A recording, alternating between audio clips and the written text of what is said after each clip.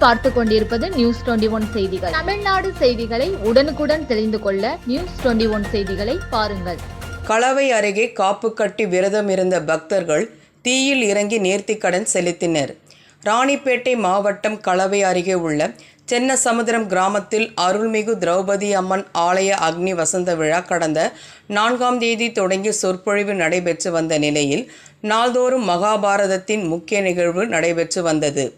இதில் மகாபாரதத்தின் முக்கிய நிகழ்வான தீமிதி திருவிழாவில் கடந்த 21 நாட்களாக காப்பு கட்டி விரதமிருந்த பக்தர்கள் உலக நன்மைக்காகவும் ஊர் நன்மைக்காகவும் விவசாயம் செழிக்கவும் மனிதர்கள் கால்நடைகள் நோய் நொடியின்றி வாழவும் அலங்கரித்த பூங்கரகத்தை தலையில் சுமந்தபடி தீமிதித்து வேண்டுதலை நிறைவேற்றினர். முன்னதாக காலையில் துரியோதனன் படுகொலம் நிகழ்வு நடைபெற்றது. நியூஸ் 21 செய்திகளுக்காக பாஸ்கர்.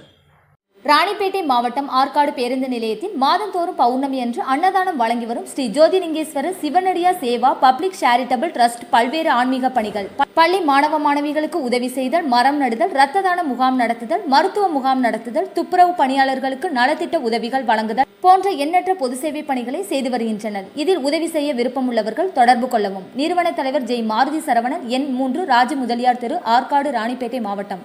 மேலும் விவரங்களுக்கு 9040405952 809818187924 என்ற எண்ணை தொடர்பு கொள்ளவும்.